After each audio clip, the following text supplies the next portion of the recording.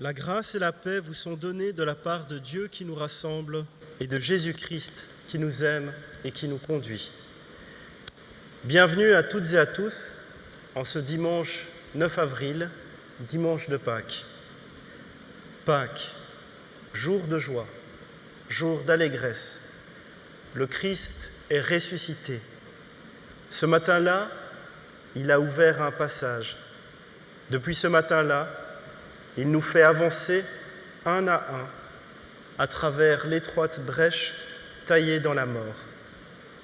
Pâques n'est pas une histoire du passé, elle nous concerne tous.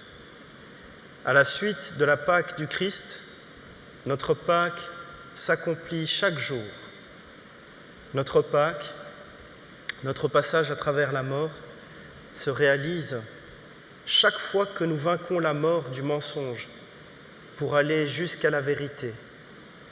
Chaque fois que nous vainquons la mort de la rancœur pour aller jusqu'à la réconciliation. Chaque fois que nous vainquons la mort de l'indifférence pour aller jusqu'à la compassion. Lentement, nous ressuscitons, car chaque avancée est une victoire sur la mort et un pas décisif sur la vie. Prions ensemble. Seigneur, quand tu nous appelles par notre nom, les pleurs se changent en joie, le désespoir en espérance. Que de nuits, que d'impossibles dans nos vies sont transformés en un instant. Ta présence illumine et transfigure notre quotidien. Avec toi, Seigneur, se lève l'aube d'un jour nouveau. Donne-nous de te suivre dans la confiance et l'amour. Amen. Et nous chantons ensemble le cantique 1201 à la page 170, les strophes 1 et 2 de « Je louerai l'Éternel ».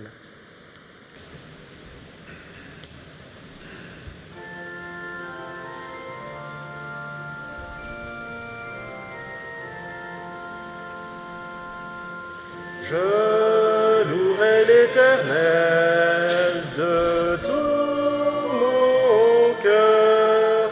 Je raconterai toutes tes merveilles. Je chanterai ton nom. Je louerai l'Éternel de tout mon cœur. Je ferai de toi le sujet de ma joie. Alléluia.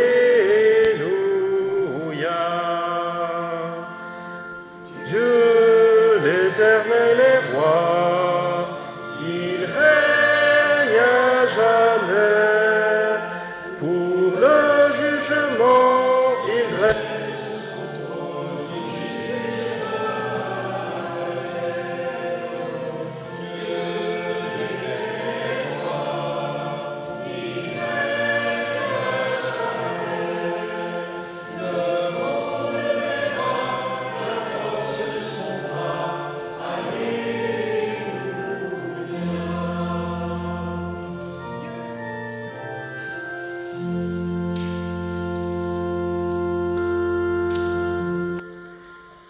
Louez l'Éternel, car il est bon, car sa miséricorde dure à toujours. Qu'Israël dise, car sa miséricorde dure à toujours. Que la maison d'Aaron dise, car sa miséricorde dure à toujours. Que ceux qui craignent l'Éternel disent, car sa miséricorde dure à toujours. Du sein de la détresse, j'ai invoqué l'Éternel. L'Éternel m'a exaucé, m'a mis au large. L'Éternel est pour moi, je ne crains rien.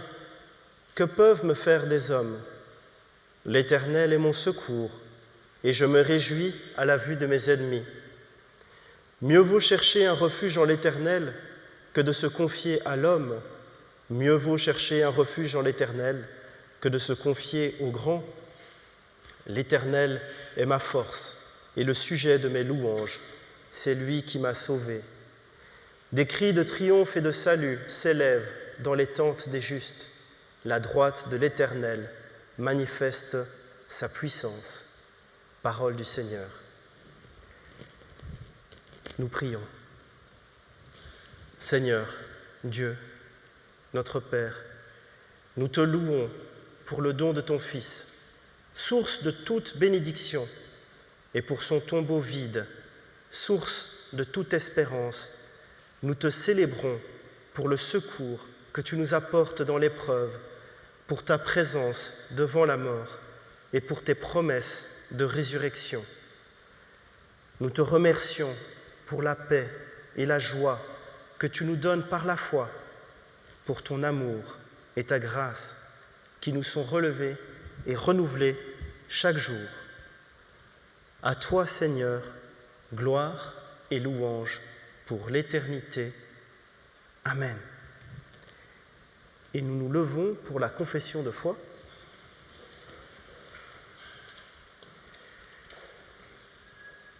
Nous croyons que Dieu nous aime. Il se tient auprès de nous. Il prend la main que nous ouvrons pour nous faire découvrir la paix et la joie. Il nous demande d'exister dans une identité renouvelée de fils de Dieu à la suite de Jésus-Christ. Nous croyons que Jésus-Christ est venu incarner l'amour de Dieu. Cet amour a été donné par ses gestes et ses paroles à des hommes et des femmes qui nous ressemblent. Il a su se laisser porter par Dieu pour faire advenir son royaume. Sa souffrance témoigne de la douleur de Dieu devant la souffrance humaine. Sa résurrection est une manifestation de la présence de Dieu dans toutes nos ténèbres. Nous croyons que l'Esprit Saint nous fait recevoir l'amour de Dieu. Il est à l'œuvre dans le monde d'aujourd'hui et il met en route une multitude. Il nous fait connaître les signes du royaume donnés dès maintenant. Nous croyons qu'au sein de la communauté chrétienne se transmet le rôle de veilleur pour dire notre espérance au monde. Et nous chantons maintenant le cantique 48, 05 à la page 763, « Quel ami fidèle et tendre » à la page 763.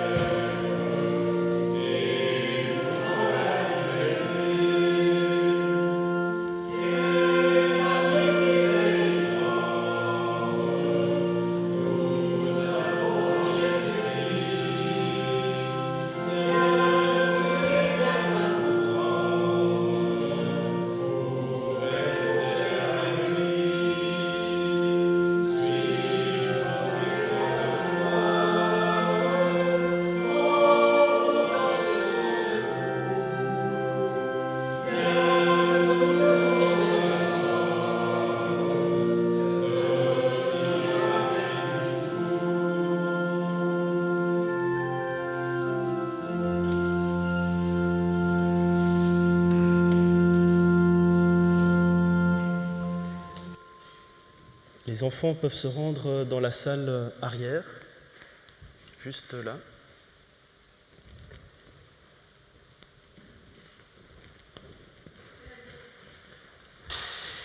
Écoutons maintenant comment Dieu nous révèle sa volonté. Nous lisons dans la première épître aux Corinthiens « C'est bien à tort que vous vous glorifiez. Ne savez-vous pas qu'un peu de levain fait lever toute la pâte ? Faites disparaître le vieux levain, afin que vous soyez une pâte nouvelle, puisque vous êtes sans levain, car Christ, notre Pâque, a été immolé. Célébrons donc la fête, non avec du vieux levain, non avec un levain de malice et de méchanceté, mais avec les pains sans levain, de la pureté et de la vérité. » Parole du Seigneur. Je vous invite à la prière. Pardonne-nous, Seigneur, pour toutes les fois où nous nous sommes glorifiés nous-mêmes. Pardonne-nous pour toutes les fois où nous nous sommes pris pour un Dieu, où nous nous sommes pris pour les maîtres du bien et du mal, au lieu de laisser ta parole nous parler.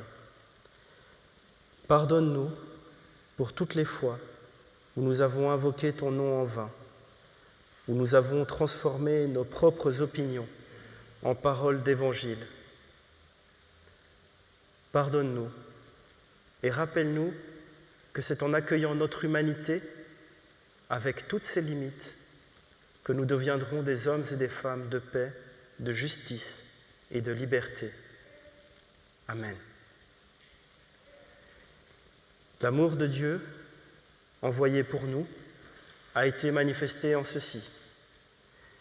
Dieu a envoyé son Fils unique pour que nous ayons la vie par lui. Le Dieu de Jésus-Christ nous accueille maintenant tels que nous sommes. Il nous réconcilie avec lui-même, avec nos frères, avec notre propre personne. Il nous relève et nous envoie pour que nous soyons des hommes et des femmes de foi et de liberté. Dieu nous pardonne ce que nous sommes, il nous sauve. Et nous nous levons pour chanter ensemble le cantique 2101 à la page 230, tous ensemble, ô notre Dieu. Donc à la page 230.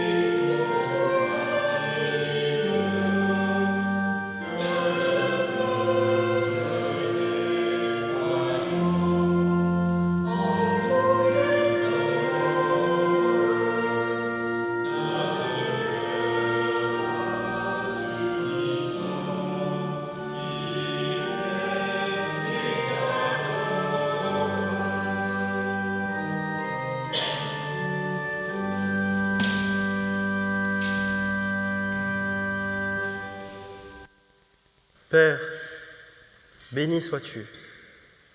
Au matin de Pâques, tu as relevé Jésus d'entre les morts. Par ton esprit, ouvre notre cœur à ta parole, pour qu'elle suscite en nous émerveillement et joie. Le Christ est à jamais vainqueur de la mort. Il est avec nous jusqu'à la fin du monde. Amen. Vient maintenant le moment de la lecture biblique, avec comme passage du jour Jean 20, les versets 1 à 9, où nous trouvons Marie de Magdala qui découvre le sépulcre ouvert. Voilà. Le premier jour de la semaine, Marie de Magdala se rendit au sépulcre dès le matin, comme il faisait encore obscur, et elle vit que la pierre était ôtée du sépulcre. Elle courut vers Simon-Pierre et vers l'autre disciple que Jésus aimait, et leur dit : « Ils ont enlevé du sépulcre le Seigneur, et nous ne savons pas où ils l'ont mis. » Pierre et l'autre disciple sortirent et allèrent au sépulcre. Ils couraient tous deux ensemble, mais l'autre disciple courut plus vite que Pierre et arriva le premier au sépulcre. S'étant baissé, il vit les bandes qui étaient à terre. Cependant, il n'entra pas. Simon-Pierre, qui le suivait, arriva et entra dans le sépulcre. Il vit les bandes qui étaient à terre et le linge qu'on avait mis sur la tête de Jésus, non pas avec les bandes, mais plié dans un lieu à part. Alors, l'autre disciple qui était arrivé le premier au sépulcre entra aussi. Il vit et il crut, car il ne comprenait pas encore que, selon l'Écriture, Jésus devait ressusciter des morts. Christ est ressuscité. Il est vraiment ressuscité. Nous proclamons ici aujourd'hui l'événement qui est le fondement de notre foi. C'est ce que nous pouvons découvrir dans notre lecture du jour, l'extrait de Jean 20. Il arrive à presque tout le monde de se retrouver un jour ou l'autre dans un environnement où l'obscurité est quasi totale. Quel soulagement alors quand on aperçoit enfin la lumière. C'est un peu ce qui se passe à la fin de l'évangile de Jean. Cela fait 4 chapitres que l'atmosphère est lourde, l'annonce répétée de la mort du Seigneur, la trahison, le reniement de Pierre, l'hypocrisie et la haine des chefs religieux juifs, la lâcheté de Pilate, le procès honteux de Jésus-Christ, suivi de son exécution et de son ensevelissement. Tout ça, c'est lourd à porter. Alors que sa cause semble avoir péri avec lui, soudain, un immense Alléluia retentit à la fin de l'Évangile parce que l'impossible se produit. Le Seigneur a triomphé du tombeau. Parce que nous sommes affligés par la mort et son cortège de souffrances, la résurrection de Jésus-Christ est l'événement qui éclipse tous les autres. Et c'est avec une grande sobriété que Jean nous évoque l'événement majeur de la foi chrétienne, à savoir la résurrection de Jésus. Dans le récit, nous sommes au premier jour de la semaine, c'est-à-dire à un moment où la vie reprend son cours après le temps de pause du sabbat. Le personnage qui apparaît dès le début du récit est la fidèle Marie de Magdala, qui se trouvait déjà l'avant-veille auprès de la croix. Elle se rend seule au tombeau alors que le jour n'est pas encore levé, ce qui démontre son courage et sa fervente dévotion envers Jésus.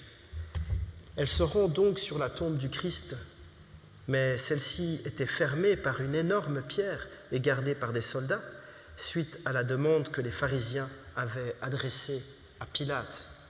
Et je lis le passage tiré d'un autre évangile. « Fais donc surveiller étroitement la tombe jusqu'à ce 3e jour. Il faut à tout prix éviter que ses disciples ne viennent dérober le corps pour dire ensuite au peuple qu'il est ressuscité d'entre les morts. Cette dernière supercherie serait encore pire que la première, Pilate leur déclara « D'accord, prenez un corps de garde et assurez la protection de ce tombeau à votre guise. » Ils se rendirent donc au tombeau et le firent surveiller après avoir apposé les scellés sur la pierre en présence des gardes. Curieusement, et contrairement aux disciples, les chefs religieux et politiques n'ont pas oublié les paroles de Jésus qui a dit qu'il ressusciterait le 3e jour. Pour s'assurer que nul ne violerait le sépulcre, une corde fut tendue en travers de la pierre qui le fermait, et elle était scellée à chaque extrémité, probablement avec de la cire et l'imprimature de Pilate. Il fallait donc briser les sceaux pour pouvoir déplacer la pierre, et celui qui s'y amuserait serait exécuté sans délai. Quand Marie arrive, elle constate que la pierre a été roulée et suppose un acte de vandalisme parce qu'elle ne s'attend pas à la résurrection du Seigneur et ignore les précautions draconiennes qui ont été prises par Pilate sur l'insistance des chefs religieux. Marie pense immédiatement que quelqu'un a enlevé le corps de Jésus. Aussi s'inquiète-t-elle de savoir où il se trouve. La pensée que Jésus est ressuscité n'a pas encore effleuré son esprit, qui croit plutôt qu'à cause de la haine mordante envers Jésus, les chefs des Juifs ont dérobé son corps. C'est pourquoi elle court trouver Simon-Pierre et Jean, désignés par l'expression « celui que Jésus aimait ».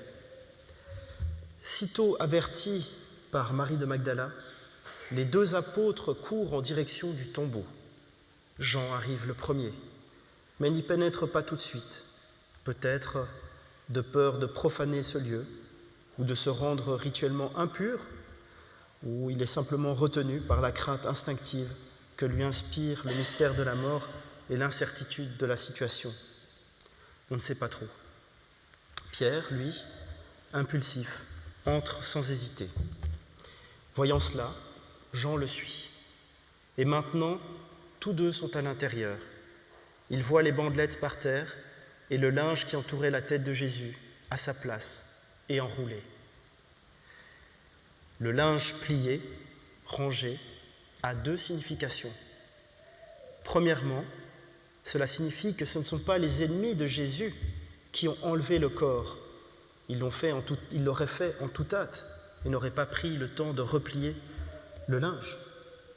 Cela signifie donc qu'il est bel et bien ressuscité. Deuxièmement, ce linge soigneusement plié à la tête du cercueil en pierre a une autre signification liée aux coutumes juives. Il faut savoir qu'à cette époque, le serviteur d'un homme noble met la table puis disparaît hors de vue jusqu'à ce que son maître ait fini de manger. Une fois le repas terminé, le maître se lève, essuie ses doigts, sa bouche, sa barbe avec la serviette, puis la jette nonchalamment sur la table, puis il s'en va. Ce geste signifie « j'ai fini, débarrasse ». Mais si le maître se lève de table et qu'après s'être essuyé, il plie la serviette et la place à côté de son assiette, le serviteur ne touche à rien, parce que ce linge plié signifie « je reviens ». Et effectivement, Jésus va revenir dans la gloire pour établir son royaume sur cette terre. Jean a vu, il a cru. Qu'a-t-il vu? Les mêmes choses que Pierre, les mêmes linges, au même endroit, et le tombeau, étrangement calme, étrangement vide. Il vit et il crut. Il a vu les signes de l'absence et il y a lu l'assurance que Jésus était vainqueur. Le tombeau est vide, oui, mais personne n'a volé le corps de Jésus. Jean a cru. Dans la pénombre du tombeau, une lumière très douce s'est faite en lui. Une sorte d'évidence heureuse l'a aveuglé et submergé. Jésus est vivant, vivant pour toujours et source de vie. Ils sont là, tous 2, Jean et Pierre, tout essoufflés encore, seuls, tous deux, dans la pierre froide. Mais Jésus n'a jamais été aussi présent pour Jean, dont la foi vient de jaillir, comme un cri de triomphe, mais un cri qui résonne au plus profond du cœur, un cri de triomphe qui sort du silence et qui y revient. Le Seigneur est ressuscité. En dehors de toute logique, le disciple interprète l'absence du corps non pas comme une conséquence dont il faut chercher une cause logique, mais comme un signe qui renvoie à une autre possibilité. Il est absent parce que quelque chose d'immense est advenu. Dieu a manifesté sa gloire. La mort n'est plus, elle est vaincue. Frères et sœurs, en ce matin de Pâques, nous entrons à notre tour dans le tombeau vide. Et nous pouvons nous laisser toucher par cette question. Et si c'était possible? Et si, contre toute logique, c'était le crucifié, le véritable vivant? Voici le grand signe que l'Évangile nous donne aujourd'hui. Le tombeau de Jésus est vide. Nous ne devons plus chercher parmi les morts celui qui est vivant, car il est ressuscité. Il nous est dit que la résurrection n'est pas un vide, une absence, mais bien au contraire, une présence paradoxale. Là où l'aimé allait être pleuré, vénéré par des femmes, se raconte qu'il faut porter son cœur plus loin, vers l'impensable d'une vie qui ressurgit. À tous, la joie du ressuscité est promise, mais c'est lui qui la donne. On ne peut se donner à soi-même l'allégresse de Pâques, le bonheur de la vie de Dieu. On ne peut déposer en soi-même artificiellement la joie du ressuscité, car elle serait ou trop bruyante ou offensante pour ceux qui souffrent. Il faut simplement la recevoir en ouvrant les yeux, le cœur et les mains. La joie du premier jour, c'est Jésus qui nous l'offre, et c'est pourquoi elle peut tout envahir. Ce n'est pas une joie à côté de tout le reste, ni à part de la vie réelle, comme une parenthèse dans le quotidien. Ce n'est pas une joie malgré tout le reste, malgré le quotidien pas toujours facile. C'est une joie qui reprend tout, toute la vie, tout l'homme et tout dans l'homme, le passé et le présent, pour tout reconduire à Dieu. C'est la joie de Pâques, la seule chose au monde qui traverse la mort. Se voir et se croire doit être aussi le nôtre. Renouvelons en nous, dans notre foi pascale, renouvelons-nous, que le Christ soit en tout notre Seigneur. Laissons sa vie vivifier la nôtre et renouveler la grâce de notre baptême. Devenons ses apôtres et ses disciples, guidés par l'amour. Annonçons partout notre bonheur de croire en Jésus-Christ. Soyons les témoins joyeux et pleins d'espérance de sa résurrection. Amen.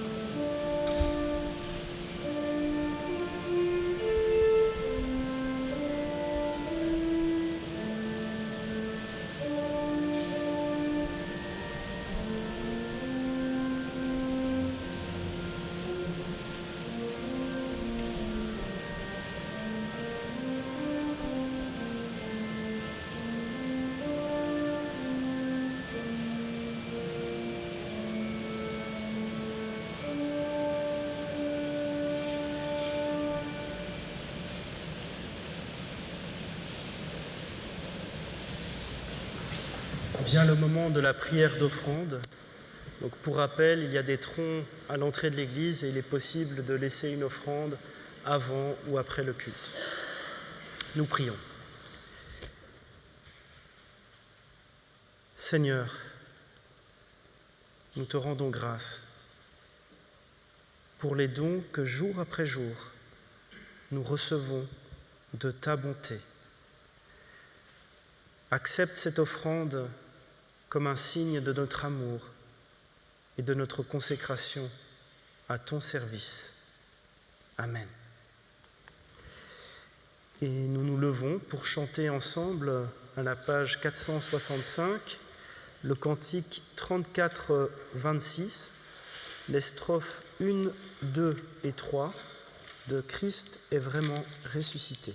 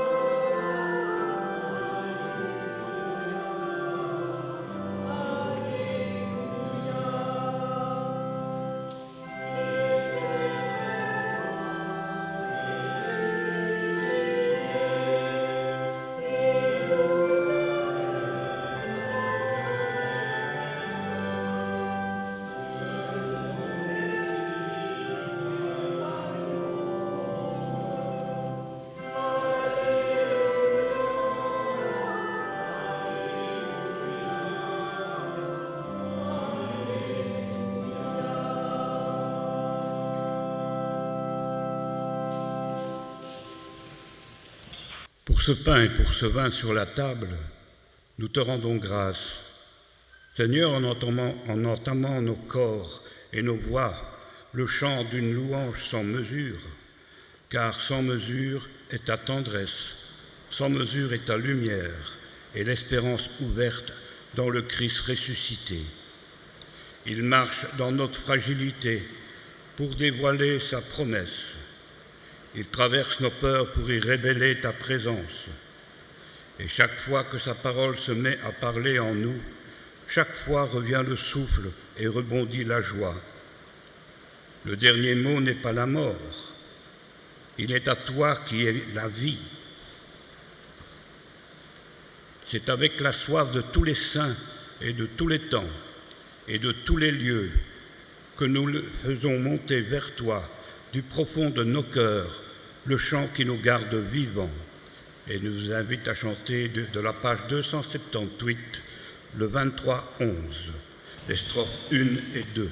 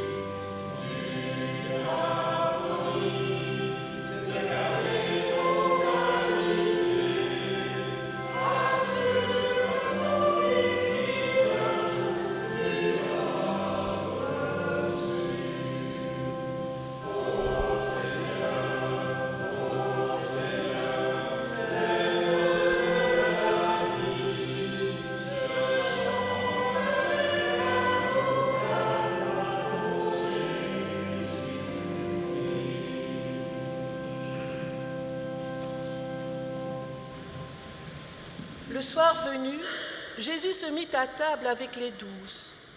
Pendant le repas, il prit du pain et, après avoir rendu grâce, il le rompit et le leur donna en disant « Prenez, mangez, ceci est mon corps. » Ayant pris aussi la coupe et rendu grâce, il la leur donna en disant « Buvez-en tous, car ceci est mon sang, le sang de l'alliance qui est répandu pour la multitude, pour le pardon des péchés.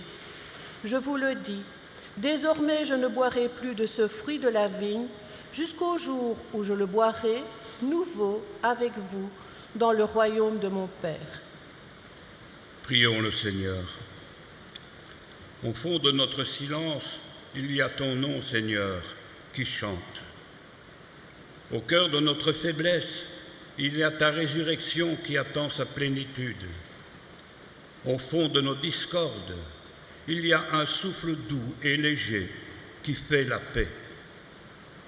Dans les questions que pose chacune de nos vies, c'est toi, grâce à ce pain et ce vin, qui nous aide à répondre. Par ton esprit, renouvelle notre foi, afin que ce pain et ce vin soient les signes de la présence de ton Fils parmi nous. Fais toutes choses nouvelles dans nos cœurs. Amen. Nous cherchons la vie. Voici le pain du Christ. Nous cherchons la joie. Voici le vin du Christ. Nous cherchons le bonheur. Voici la paix du Christ. Nous cherchons des frères et des sœurs. Voici le repas du Christ. Nous cherchons le royaume. Voici la communion du Christ. Venez, car tout est prêt. Nous sommes tous et toutes invités. Venez. Nous pouvons former un grand cercle autour de la table de communion. Le pain que nous rompons est communion au corps de notre Seigneur Jésus-Christ. La coupe de bénédiction pour laquelle nous rendons grâce est communion au sang de notre Seigneur Jésus-Christ, sang versé pour nous.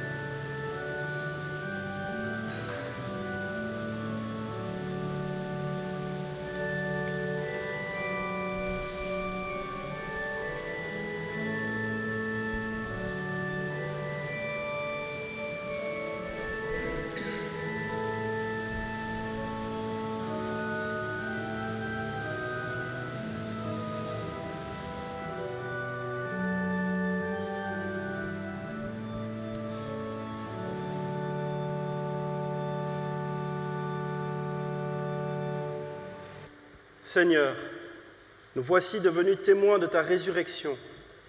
Que notre joie guide notre course pour dire au monde que tu es vivant, que la reconnaissance jaillisse de nos cœurs, que l'amour fraternel anime nos actions, car nous savons dès aujourd'hui que la vie éternelle est commencée et que tu nous précèdes sur nos chemins. Seigneur, nous te prions. Seigneur, fais briller la lumière de Pâques au cœur des obscurités humaines. Là où il y a conflit, que le désir de paix soit sincère et profond. Là où il y a de la misère, que le courage ne soit pas brisé par l'impuissance. Là où il y a de la richesse, que le partage ne soit pas qu'un vœu pieux. Nous te confions celles et ceux qui souffrent, exilés, jetés sur les routes, victimes de guerre. Ils sont nos frères, nos sœurs. Nous te confions les personnes devant affronter la solitude ou la maladie. Donne-leur force et courage. Entoure-les de ton amour. Nous te confions aussi les membres de cette communauté qui traversent des épreuves. En ce jour de Pâques, redonne à nos vies un goût de résurrection.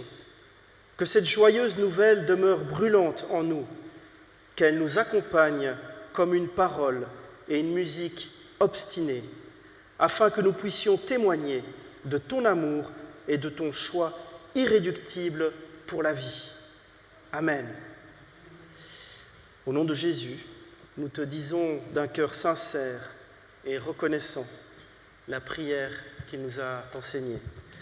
Notre Père qui es aux cieux, que ton nom soit sanctifié, que ton règne vienne, que ta volonté soit faite sur la terre comme au ciel.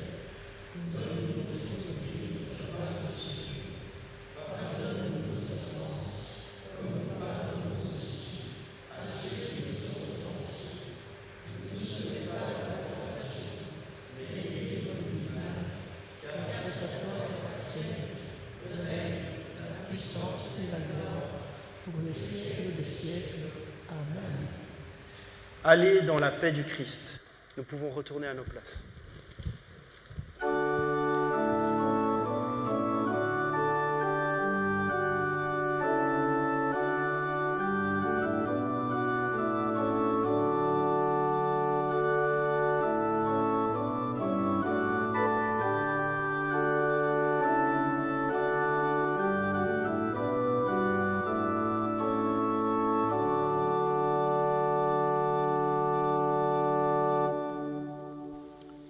Heureuse et joyeuse Pâques à tous. Aujourd'hui, c'est un jour très particulier pour les chrétiens du monde. Et il y en a deux, une de chez elle, Gilberte, et l'autre de chez sa fille en Angleterre, qui a tenu à vous souhaiter de joyeuses Pâques. Nous les remercions. Il y aura du café après le culte, seulement du café ou de l'eau. Les troncs du 2 avril, le tronc central, 35 €. Dans le tronc pour la diaconie, 15 €. Et ce jour est destiné à la mission contre la lèpre. Le consistoire se réunira jeudi 20 avril dès 9h30 en séance extraordinaire et dès 14h en séance ordinaire. Ce mercredi, catéchisme à 17h. La prochaine étude biblique se déroulera le 16 avril à 14h, dans les mêmes conditions que d'habitude. Et la prochaine réunion de prière le 21 avril à 14h. Le 15 avril, dans ce temple, il y aura une assemblée de district extraordinaire pour préparer un synode qui, lui, sera aussi extraordinaire. Le 29 avril, à 18h30 au temple de Frameries, repas pour financer le camp du SPJ. Les inscriptions sont à prendre auprès de Loïc Lecomte et l'affiche est dans la salle. Il y a un mot dans la salle avec les coordonnées de Loïc. Ce repas, ce sera du couscous. Tout le monde aime bien le couscous, bien sûr. La prochaine assemblée d'église, bien sûr, se déroulera le 7 mai à 15h, ici dans notre temple. Le 20 mai, de 14h à 18h, la diaconie organise une après-midi avec des jeux divers. Et alors, on m'a demandé de vous relayer une annonce de consistoire de Jemap, si je la retrouve. Non, je ne la retrouve pas. Je vais la retrouver. Hein. Les joies de l'informatique. Non, bon, bref, je vais le dire de mémoire. À Jemap, les jeudis 13 de 14 à 17h, le samedi de 10h30, le samedi 15 de 10h30 à 13h30, il y aura une exposition immersive sur Passionnément Jésus.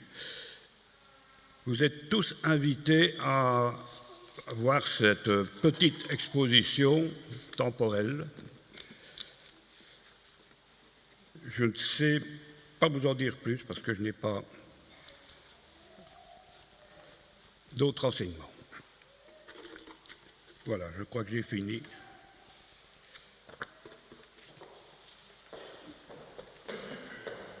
Alors maintenant, pour les enfants, ils ont fait, comme à l'habitude, une journée un peu spéciale où on a raconté Pâques, comment vivre Pâques aujourd'hui. Et Amélia a terminé chez elle, toute seule, toute une série de petits souvenirs pour que vous ayez chez vous durant le reste de l'année. J'invite les plus grands et les plus petits. Léa et Noah, vous venez, vous allez distribuer.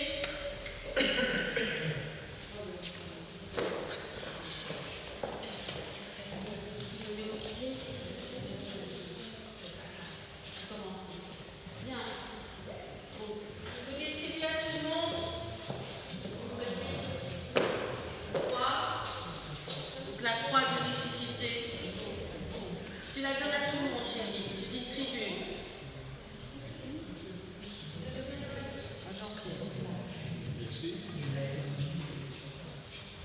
Merci.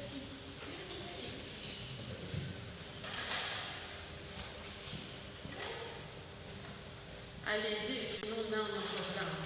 Je pense que... Léa, ma chérie, tu veux pas aller distribuer? Oui, hein. Vas-y. Va chercher dans la boîte, Léa.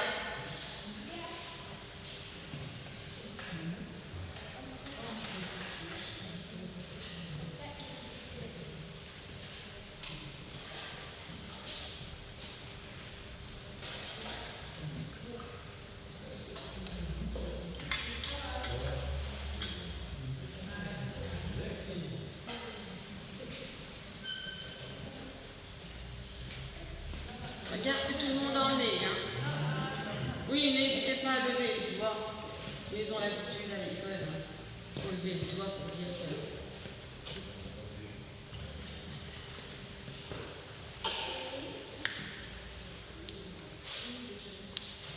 Moi non. Et le pasteur non plus. Merci. Alors maintenant, eux vous ont donné quelque chose. Maintenant, nous, la paroisse, nous allons leur offrir un petit présent. Alors, ils ont eux-mêmes décoré leur petit panier. Merci. Et je les ai remplis. Oui, tu vas en avoir un. Bah tiens, ça tient.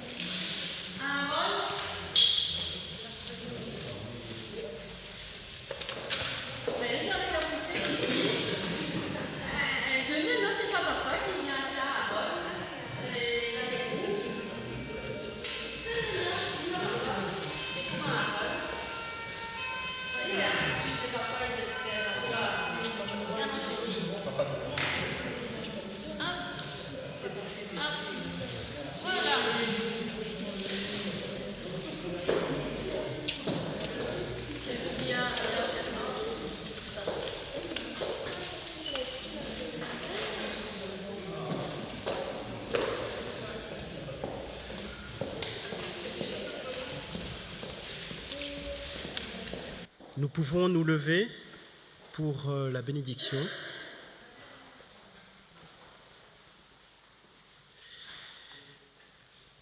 Recevez maintenant la bénédiction de la part de Dieu.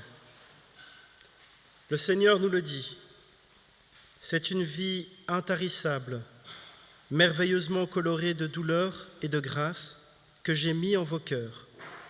Laissez accès à mes idées, à ma personne, laissez accès à l'espérance. Acceptez ce qui est neuf, car c'est une vie intarissable que je me suis juré de vous donner. Dieu vous bénit et vous garde, il vous conduit dans la vie. Fraternel et rayonnant, allez dans la joie du Christ ressuscité, Père, Fils et Saint-Esprit. Amen. Et nous chantons ensemble le cantique 34-18 à la page 456, « À toi la gloire ».